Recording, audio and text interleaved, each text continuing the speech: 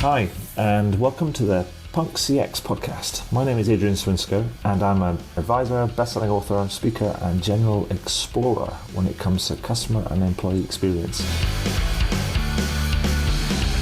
I'm really interested in figuring out what it takes to build organizations that produce better outcomes for both customers and employees.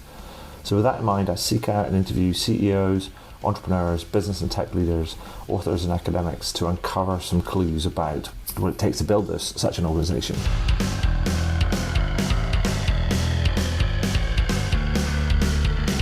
Now, some of you may know the podcast as the Rare Business Podcast, but I decided to rename and rebrand the podcast recently. This is for a number of reasons. First one was to mirror the title of my book Punk CX, which was published in June 2019. 2, because I'm a fan of punk music. And 3, it's just more fun, right? Anyway, if this is your first time listening to one of these interviews, then hello and welcome. And please do dive into the archives at adrianswinsko.com, as I've now completed over 300 of these interviews in the last few years. If this is not your first time listening, then welcome back and thank you. Anyway, that's enough for me right now. Let's get into the interview. Now, before we get into the interview, I'd like to thank Pega for sponsoring the podcast for the coming month. You see, it's almost time for Pega World Inspire, the annual conference from Pegasystems. Join them online for free on May the 4th from 9 a.m. to 11:30 a.m. Eastern Time. That's 2 p.m. to 4:30 p.m. UK time to learn how the world's most impactful companies are driving digital transformation.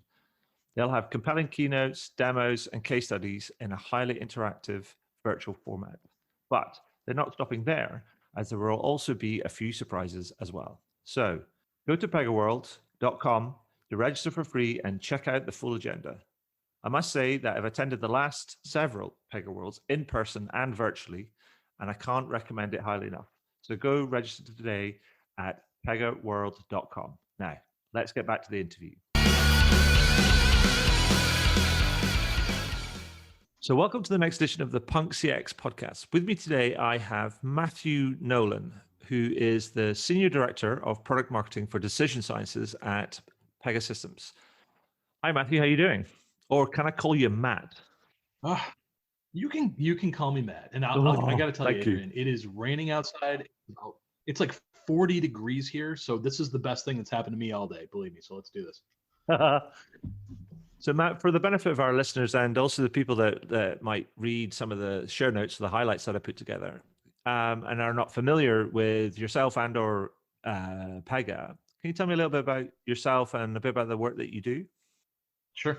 So I actually run product marketing for the decision sciences division of a company called Pegasystems. And we create AI that kind of unifies your marketing stack, right? Kind of gets all of your channels learning, adapting together in real time. Like when I was younger, I never thought I would be a marketing guy, right? Ever. That wasn't a consideration, but I got really, really lucky. So whether you've actually heard of Pega or not, right? So just trust me, I quite literally have one of the best jobs on the planet. I get to get up every single day and I talk to marketers and I talk to customer experience practitioners and the hardcore, really, really hardcore analytics and data people about how to use AI to have really awesome conversations with customers. I basically get to get up on stage. I get to create videos and articles and media, and I get to show people how the biggest companies in the world are kind of using AI to actually make themselves feel more human, if you will, which is a concept that blows people's minds. And those conversations are amazing. I haven't been bored once in about 5 years. I've been challenged and I've actually been scoffed at, but I've never, ever once been bored, if that makes sense. Perfect. Before we actually go on, I should also kind of say, and people could have got this from the intro, but I should also say thank you to the folks at Pega for sponsoring the podcast this month in the run up to Pega World, which is happening on May the 4th. But yeah, big hat tip to you guys over there for that. But in setting up this podcast, we were talking about kind of, a whole bunch of different themes that we wanted to discuss. But the thing that stood out for me and that I wanted to dig into a little bit with you today is this idea of the democratization of AI. But before we get started, I mean, that's because to me, that's such a big term. I need to, just for my own benefit, first ask, I'm going to play dumb here, right? And I say, what are we talking about when we're talking about the democratization of AI? Because I did, I was thinking about it, and we're like, are we talking about data, algorithms, model development, governance, use, all of the above? This is a multiple choice question, if you like. Well, it's actually a really, really good question. And so I'd say a few years ago, everybody was kind of super concerned about the technology and the algorithms, right? Like the tech was all really, really new, Mm-hmm. and it was all very shiny. Started to see it pop up everywhere, right? Like in consumer products and in Right. websites and Mm-hmm. even things like the deep fake tech, right? Where like Barack Obama, Donald Trump, Christina Aguilera, their faces are everywhere and they're saying all this crazy stuff they never would have actually said in the real world. Right. That to me was kind of the beginning, right? And it was like an awakening. It was especially for folks that weren't close to it. So what you saw was that people got used to it, right? And the novelty wore off, and every app kind of had AI in it. But for a long time, none of it actually did anything useful, Adrian. Right. Like so, or it was connected to anything in your life, right? It was all kind of like it was kind of cat memes, and it was asking Alexa about the weather, right? Right. So I'd say that's where the focus is now. So when you hear people talking about the democratization of AI, Mm-hmm. it's about adding ability, right? It's about making it easier for people to use AI to accomplish day-to-day tasks and to achieve real value. And you see that you see it on the consumer side with mobile devices and voice technology, mapping technology, that sort of thing. And you see it on the business side. So that's with people being able to use AI to interact with customers, right? Or to manage supply chains or predict mechanical failures. I mean, that to me is what it's all about. It's kind of about making AI available, useful for the masses, right? And making it more ubiquitous. And so, but what sort of level does that happen at? Is that at all levels? Are you get people to build, to be able to manipulate data, build their own algorithms, develop their own models, et cetera, et cetera? I mean, are we talking about democratization at all levels, or are we talking more just in the use of it? Because everything else will I'd say get this. taken care of.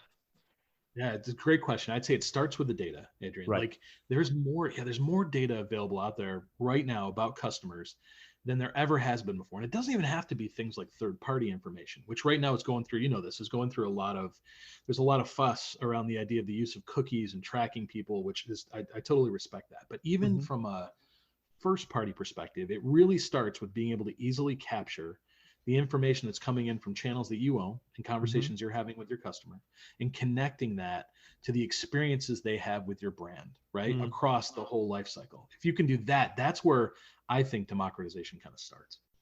Because the thing that I was thinking about was also is the actual kind of the need and the drive for that, because you kind of like said that a lot of people were doing some fancy sort of stuff, but none of it was felt very kind of relevant or very useful, and it wasn't really in the hands of people to so they could harness it, leverage it to try and do kind of better things. I mean, I guess my question is the need to democratize it? Is it coming from this idea that there's a data analytics and leadership sort of skills gap that's driving this sort of need to go down this democratization kind of route, or is also something else at play?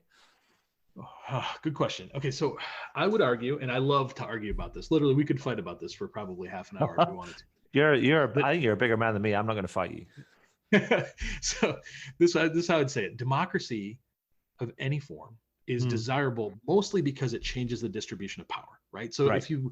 if you put control of a very powerful piece of technology in the hands of a very small group of people and they can use it freely, but nobody else can, the balance of power in that relationship shifts towards the people controlling the technology. And that's not something that just happens in movies, right? That happens over and over in everyday life throughout history. So think like World War II and the race towards the atomic bomb and what happened with Hiroshima, right? Think of like the ability of like a platform like Facebook to influence a presidential election. It Sure. doesn't matter.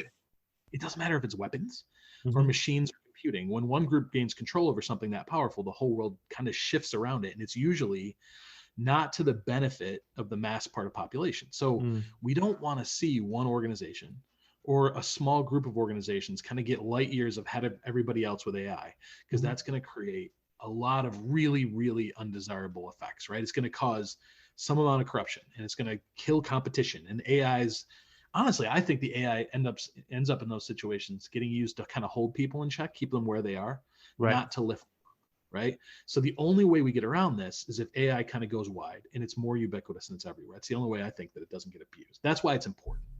Well, I think you're absolutely right. I mean, because it becomes another system of power, as you say, and we know from our own kind of worldly experience that when you have a system of power, the primary objective of a system of power is to protect its own power. Yes, 100%, right? And I think honestly that right now in the place that we in, people don't realize the impact of what AI is going to be in their lives eventually, Mm-hmm. right? You start to feel it a little, like you start to Mm-hmm. feel it with, like I said, with consumer products, and you start to, but it still feels very fluffy and kind of fun. But I honestly think that this type of technology and the ability to learn at a massive rate very, very quickly about everybody all over the place, this is going to be one of the things that kind of drives regulation and governmental oversight over the next 50 years. It's going to be something we have to think about all the time because it can get out of control really quickly. I mean, going a little bit off script right now, but I don't know if you saw today. I saw something which said that the EU are talking about actually banning certain types of AI in certain sort of domains, Yeah, because they just kind of see the risks kind of associated with that. I mean, it's like that feels a bit well, it's preemptive, but well, it's also reactive, but also preemptive as well. Yes, they're talking about banning the use of facial recognition and other kind of, if you will, tracking technologies on a Sure. broad scale outside of certain purposes. And honestly, that in a lot of ways, it like we love to think that that kind of technology is going to be used in a benign way, but just the potential for abuse, I think there has to be oversight around things like that because the potential for abuse in every organization is so high. And you even see, Adrian, like you see like in places like China where they're introducing things like social scores, right? Those social scores look at your social media posts and what you're talking about, what you're what you're looking at online, and they relate those back to what you can, the benefits you can get in society from a tax perspective and everything else. And that gets into a really scary place that I think there has to be a lot of control over that. Or else it's just the potential there is just scary. Well, I think kind of actually kind of you use the kind of contrast between here and well, here in the UK and or where you are in the US and we'll say what goes on in say China, and actually it's almost the offer, the social contract is different, and that speaks to differences around kind of culture and things, and we can look at that and go, that's not for us. But when we see things that maybe creep towards that, we go, no, that's not for us. But actually, it's interesting how different people will see different things, based on kind of their perspective. Yeah, but my fear, Adrian, is that the folks that are in like in other parts of the world that have less or different standards for privacy and different standards for just human rights, those folks, the farther AI gets along the path towards where it's going to go, the gap between what those people and the folks that are that control that kind of technology gets so massive, right? Yeah. This AI is an enabling technology, and that's what we have to be careful about. Right. It's about an enabler rather than a controller. Agreed. Yeah, totally agree on that. So assuming that we actually achieve this democratization of AI, I mean, actually, I'm thinking about what actually happens. I mean, how does that manifest itself? I mean, does that mean that what we get to is like everything's like low code and drag and drop, and people are just being able to do things, create experiments, try things out, build things? I mean, what is that actually going to mean? I think for the developer of applications and tools and consumer products, yes, I think that low code is probably that next logical step. Making it easier for developers to integrate AI predictions into like a supply chain workflow, or making it really, really simple for like a marketer to onboard a new data source, instantly activate that information, be able to then quickly use it in a model and decide exactly what to show a customer, like on a website or talking to somebody in a call center. Right now, that type of technology is still very hard to wrangle, right? There's a lot of moving parts there. We make it sound simple, but there's so much that goes into that, right? So it isn't as widely used as it should be. And the other day, I had a friend of mine that actually referred to AI and the way it gets used in those situations as kind of a dark art, right? And I'm like, a dark art. It made me laugh a little bit, but there's still this huge gap in quality and efficacy around AI tools. And it's so hard to get up and running and operationalize, and there's a skills gap. But if organizations prioritize making the AI and the models and the decisions easier to use, right? Don't focus on the tech as much as making that tech available and easy to use, then adoption goes up and you see it proliferate much faster. And I think that's what we want, right? And that's what I recommend to customers every day. I'm like, make it simpler for everyone in your organization to use and for your customers to adopt, so they don't even know they're using it. That's where we get to a place where AI becomes a lot more. That's the more of the democratization state, I think. Yeah, I mean, but and it requires people not to start from the tech, but almost to start from almost a vision of what you want to try and achieve, and or the kind of customer that, and the problem that they're trying to solve, and then working backwards from there and thinking about what tools and data you need to actually facilitate the resolution of that situation. I couldn't agree more. Start with the problems of things like customer retention or customer engagement, or in a lot of cases you see organizations focus on things like sales, which is fine, right? But I think it's starting with that ideal and then working backwards and saying, how do I empower this situation? What kinds of conversations do I want to have with customers in those situations, and which ones make sense in which context? I think if you work backwards from that, you get to the technology ultimately that's going to help you do that.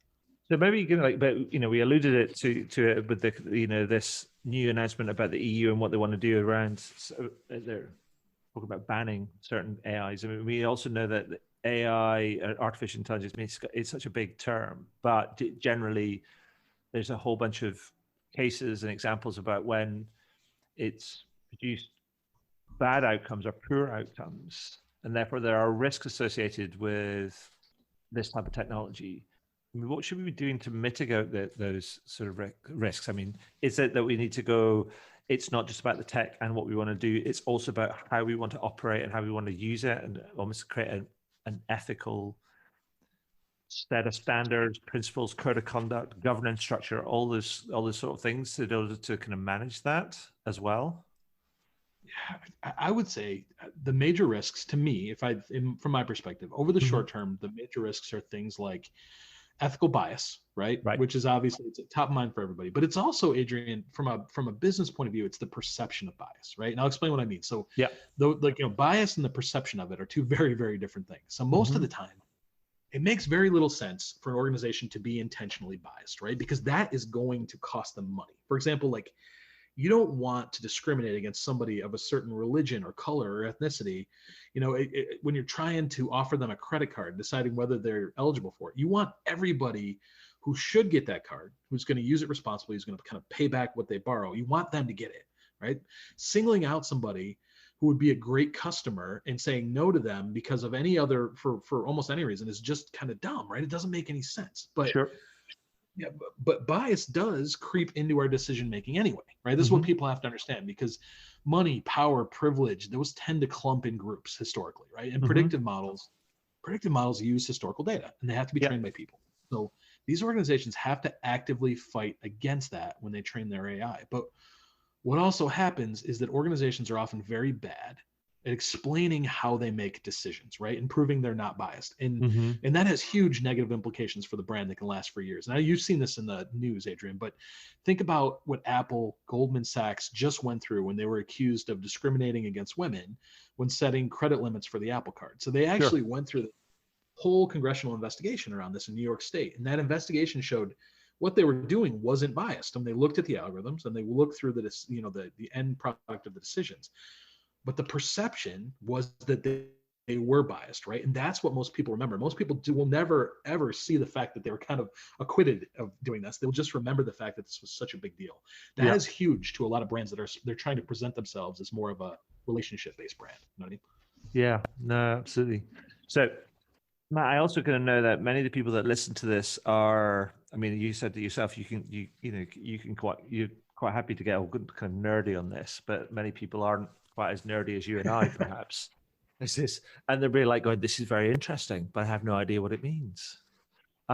So I'd like to, if you can, ask you to bring this to life a little bit and almost like, let me know, explain to me kind of maybe through a couple of examples of firms that you're kind of working with that are leveraging this idea of democratization of AI and what they're doing and how it's benefited them, to almost like bring it to life, make it real. Sure, absolutely. So you can look at this as kind of good or bad, but some of the best examples I know of democratization of AI came actually during the pandemic, when a lot of people were going through a very hard time, right? And companies were racking their brains trying to figure out, how to help customers stay afloat. For example, in Australia, Commonwealth Bank, right? They actually use their AI to analyze customers. And what they did was identify people who felt like who the bank felt were in need of a repayment holiday, right? Right. Because they were struggling and they were really trying hard to make ends meet, or maybe they were out of work. It just depended. So what they did was actually use the AI to reach out to them proactively, make them aware that they were actually eligible for specific benefits. And actually over 125,000 people realized it, took advantage, and postponed loan payments. And that to me is incredible, right? Because you don't see banks do things like that historically, like telling people that they're eligible to postpone a payment. That to me would be heresy 20 years ago. But you've seen more of that. You've seen folks it might like be heresy if you were a bank. the Royal Bank of Scotland. Yeah, if you're a bank, not to us. We think that we lean into that and say, well, that's fantastic. That's what they should do. But banks haven't historically done things like that, right? So to me, it was great. Good example. Royal Bank of Scotland in the UK did something. They actually did something very similar. People in the US are going to remember Verizon last year when they actually reached out to folks and offered free data to people who needed it when everybody was first kind of working from home and we had all these bandwidth issues. Now, like, I'm not a Verizon customer. Nobody offered me free data, right? Right. I'm still kind of peeved about it, honestly, but that's not the kind of ubiquitous AI that we want to see every day. The kind that's going to change markets, change culture. We're using it to help you and not just themselves financially. And that's a step to me in the right direction. Okay. I mean, that banking seems like a natural sort of like fit for this because they end up having such a wealth of data. But have you got another sort of example that's sort of not financial, as it were? You know what I've seen, and there's a lot of companies that are a little tight-lipped about this. But what I can give you examples from an industry perspective. You can see in places like communications, where a lot of organizations in the U.S. across were reaching out to customers to offer them, whether it's data or improved terms, if you will. You see it in insurance, where organizations are actually reaching out to offer people like ways to cash out on a policy, right? Just to be able to get access to cash quickly. And they're doing that using their AI to actually analyze customers and figure out, which of these people are in need, right? And then proactively reaching out to them. To me, that's the kind of thing we want to see, Adrian. Now, we want to see that every day. We don't want to just see that during a pandemic, right? But that's directionally, it's such a good step, and it's such a positive thing that I think that we just need to highlight that. Okay. And so, I mean, that's all kind of fascinating. I mean, is there anything that we haven't kind of like added or you've missed out around this democratization of AI that's important to know before I, kind of open up a little bit and ask you a bit more of a broader sort of like set of questions about the kind of the service and experience sort of space? Sure. Well, one thing we didn't talk much about, probably my fault because you probably asked the question, but I got off on a tangent, right? We didn't talk much about the concept of governance. So the problem with AI development, is that it gets into a lot of scary places, right? Where a lot of abuses of power are very possible. And you know this, Adrian, but for years, Google had the phrase "do no evil" as part of their company code of conduct for probably like 15 years. What you might not realize is they actually did remove that in 2018, right? When they've actually taken that out of there. So think about how easily an organization like Google or Facebook or Amazon, with such huge market share, such huge traffic, how they could use search or advertising or product placement to do really, really terrible things if they wanted to in pursuit of money, or to promote really awful ideas because they're profitable. Now, a lot of that is completely unregulated, right? Because those organizations are like 2 or 3 or 5 years ahead of legislation. Like we talked earlier about how a lot of AI is getting regulated, but those are problems that have been out there for years, right? And they're just now starting to put regulations around it. So in my opinion, organizations have to self-govern, right? They can't default to just staying ahead of the law. That is way, way too low a bar. They have to be aware of how their AI is being used. They have to look actively to mitigate bias, right? And they have to be transparent. They have to put the customer first. I think the companies that do that eventually becomes the ones that people trust, right? And that are going to thrive over the long term as this type of technology really takes off. Do you think that actually could be an opportunity for some people, though? To kind of like lead with the governance, like we are going to use this and to do kind of that, and it's for your kind of like benefit, as it were. Well, I think, Adrian, that organizations will absolutely say that, right? They will pay lip service to it. But where push comes to shove and where people will really, the things that you do are 10 times more important than the things that you say, right? So the relationships they develop with customers, the trust they develop with customers by putting the right things in front of them, having the right conversations, really being more human and helping them solve problems instead of constantly selling, Hmm. that is where the rubber hits the road, right? So that a lot of Okay. people will talk about it, it will become a big thing, but it's more about what they do than what they say. Okay. Perfect. So, Matt, just like switching gears a little bit, I mean, I'd like to get your perspective on, just the future of service and experience, and what you think some of the key challenges are kind of lying ahead, or what does the future going to look like, and what sort of key challenges are we going to have to get over or get around or surmount, as it were, in order to achieve that, and just to get your perspective. Sure. So great question. So in my opinion, what you'll see that is more and more technology kind of layers into people's lives, right? Hmm. Organizations will have more and more data to use to understand them and what they need. And this is going to be a massive surge in digital signals, and it's going to be coming off everything, right? You're going to see 10 or 100 or 1,000 times what you see right now from IoT, from your devices, from your phone, right? And that sounds on the face like it might be creepy, but there's going to be so much of it. I honestly think it's going to be commonplace, right? Right. Those digital signals will get used to service customers. That's the next frontier of service. I honestly believe that, of customer experience. So brands are going to use those signals to understand when customers are stuck, right? When they're Right. frustrated, when they're struggling to understand something, and they're going to proactively serve that information up. Like, instead of making somebody call into a call center or Hmm. go to a website, you proactively reach out to them. And we've been talking about this for years, right? We have, but we're getting to the point where the data is there. The data is what's going to enable this. And that's going to help them fix problems with customers before they go nuclear. And you're going to see hundreds of customers. Well, honestly, you see lots of companies now trying to do this. Every car company, Mm. every manufacturer talks about this. But eventually, it's going to be what happens across every market. It's not going to be related to one particular technology field or manufacturing field. Mm. That's what I think this is going to look like. I wonder if the I think that it'll be interesting to see how many companies go, how many people get caught up in going wholesale on that, but then how many others will understand that there's a balance between it, that like some customers would be happy with that, but others won't, and they'll end up with this with different types of service and different types of experience based on kind of how people interact with the technology, because actually interaction with technology is a choice, right? And it Yes, shouldn't be the it's true. default option. I agree. And I think, though, that if you're doing AI right, Adrian, I think that the concept of machine learning lets us test ideas and lets us test concepts with people in ways we never have before. So Mm-hmm. I think you can offer this kind of thing up to people, and you can test it and you can use it a little bit. And some people respond and some people that won't. The Yeah. companies that do right are the ones that are going to lean into what the data is telling them, that these types of people in these situations don't respond to these things. And they're gonna adapt their strategies. It becomes a very real-time environment, right? Where you have to really look at what's going on with them right now, look at the context and say, historically, what's this person really wanted us to do? You have to lean into that. Organizations that do that right are going to have a really, really big competitive advantage, in my opinion. Yeah, I mean, and also you can leverage kind of some of those insights as well, and try and be proactively suggestive, if you like, to other groups about what you're Yes. learning in a place, which can be of the benefit to the benefit of both the firm and also those other customers as well.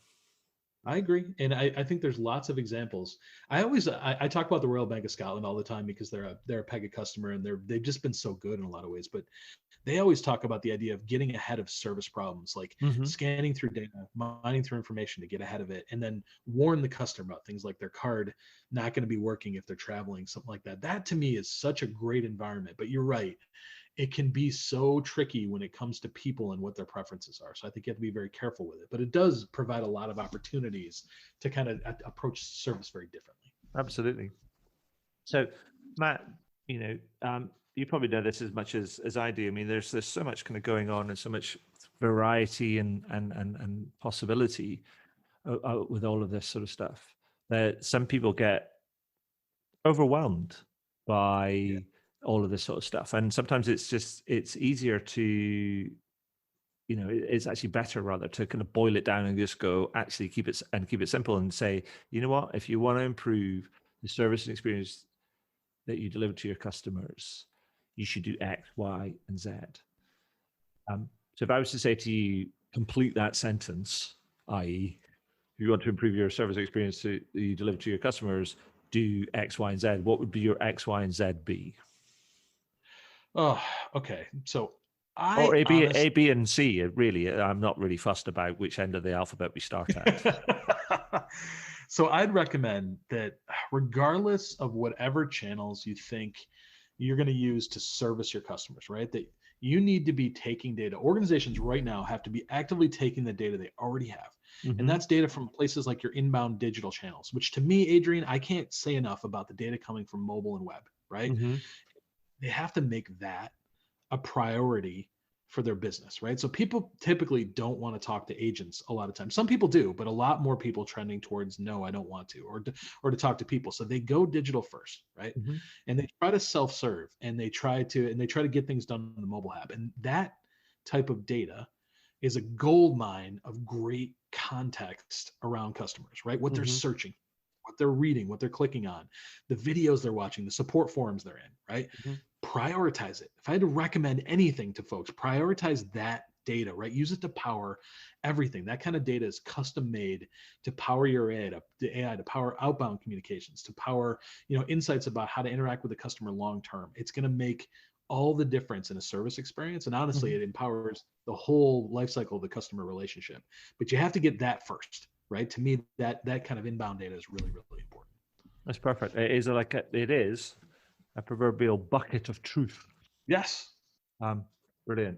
Absolutely. Well, somebody's truth anyway, Adrian. Somebody's truth. Well, exactly. Kind of every individual's sort of like, truth, because, we're all different. We all approach things different, sort of in different ways. But actually, it's a great place to start. A great place to start to, to learn. I mean, I think it was Edward Burke once said that, I don't know the exact quote, but he talked about kind of like our history and our truth are written in front of us. It's all there to be learned. We just have to take the trouble to actually go and look. I couldn't agree more, honestly. So one final thing, Matt, thank you for all of that. One final thing I always like to end these interviews on, and it's a little bit of a fun thing that I've been doing over the last number of months and things, is asking people a couple of almost association questions. And it's linked to the book that I published called Punk CX. And the first question that I always ask is like, what one or two words would you use to describe a more punk approach to customer experience? What would you say? Oh, such a good question. And I've heard you ask this. So I was ready for you on this one, Adrian. I've heard you ask this to people in the past. And I knew you were going to ask me, so I thought about it, right? I really put some time on this one. And the answer is carrot juice. Carrot juice? Do you want to know why? Yeah, I'm here. Carrot juice. That's maybe it's two words, but yes. Blimey. Carrot juice. And you want me to, I'll tell you. Okay, you have to explain that. Yeah. When I think of punk, I think of a non-conformist kind of attitude, right? Challenging the status quo, sometimes being loud and being obnoxious, not for the benefit of those things, mm-hmm. but because that's the way that somebody is, right? I think of Sid Vicious is what I think of when I think of punk, right? So kind of challenging the way things are. So when I think of a company that really leaned into that, and I'm not talking now, but I'm talking a couple years ago, 20 years ago, 10 years ago, that lived it, that gone right up to the brink and back, it was Apple, right? Think of the 1984 commercial when they launched the Macintosh, right? All those people kind of blindly walking off the cliff. And think of Steve Jobs, right? And I am a very, I've read everything that I possibly could on Steve Jobs, but you can get stuck on how much of a complete nonconformist jerk that Steve was, right? He didn't wear shoes in the office and he refused to like wear deodorant. And he went for like a whole year and he only drank carrot juice for an entire year because that was part of his ethos, right? He was not going to conform to what people told him he should be doing as the CEO or vice president of Apple, right? And he yelled at everybody all the time, but he was completely insane. He only drank carrot juice for a year.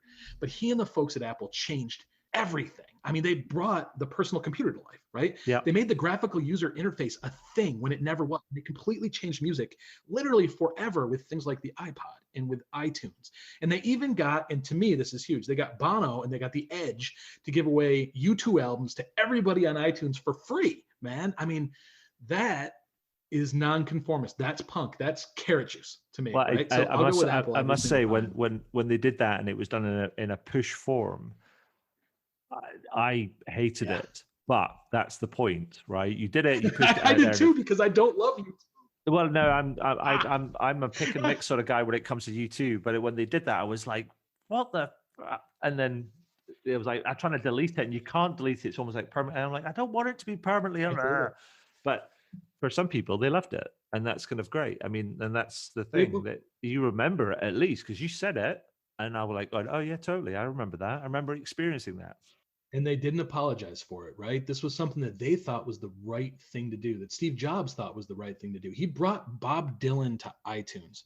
Bob Dylan's one of my personal, favorite musicians of all time. And to me, in a lot of ways, that just symbolizes what I think of as punk nonconformity. And I absolutely loved it. Now, that's a lot different than what Apple is right now. My wife would tell you they're a cult, right? But right now, in the day, I thought that Apple, Steve Jobs, carrot juice. That's my answer, my friend. Perfect. And so my second question, maybe you've already answered this, is what company or brand do you think epitomizes that punk CX ethos? Well, maybe we should reframe it and say, if it's not Apple, then what company or brand do you think epitomizes that more punk approach now? That is so hard to do. I would say that there has been so many organizations that have come and gone. Like what you see is that, a lot of times it's trends in the market that ultimately that organizations kind of lean into and become, not just a fad, but they're the thing that people want. Like it was a couple of years ago. What was it? It was I can't remember the loafers that actually became really, really popular again after like 50 years because people in Soho were wearing them, right? So I don't know that I could pull out a brand besides Apple right now that just to me really emblemizes this entire thing. Right. But I will say that is a very trendy, it really depends on trends a lot of times. Ultimately, who's going to be who's the nonconformist of the month, if you will, the punk brand of the month. I'm still going with Apple, man. That's my answer. Okay, that's cool. That's fine. So, Matt, thank you for that. I mean, particularly for the carrot juice story, because that just, I mean, my eyebrows are now that kind of permanently fixed at the top of my forehead because I was like, what? But that's great. And thank you for the discussion and on the democratization of AI and lifting the lid on all of that sort of stuff. I thought it was fascinating and really useful, given that it's a thing that's going to keep coming up again and again and again over the course of this year and kind of following years. But so thank you for that. Thank you also for sharing your time and your experience and your insights today. Also, thank you again to Pega for sponsoring the podcast this month. So yeah, Matt, thank you. That's been great. Thanks, Adrian. I really appreciate it, and I appreciate you letting me get up here. And like I said, there's a lot of things in my life that I might get scoffed at, but I'm very rarely bored. So this was fantastic. I really appreciate it.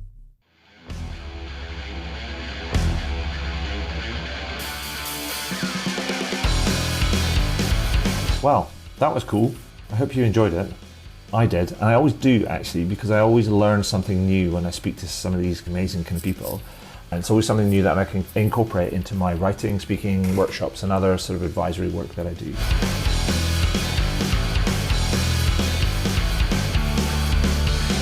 Now, if you're interested in learning about any of that sort of stuff, then you can find out more about how I work with clients over at adrianswinscoe.com.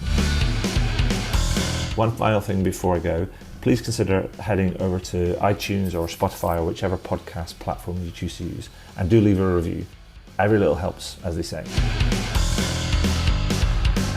Anyway, that's all for now. Thank you for listening, and do tune in again soon. All the very best. Cheers. Bye.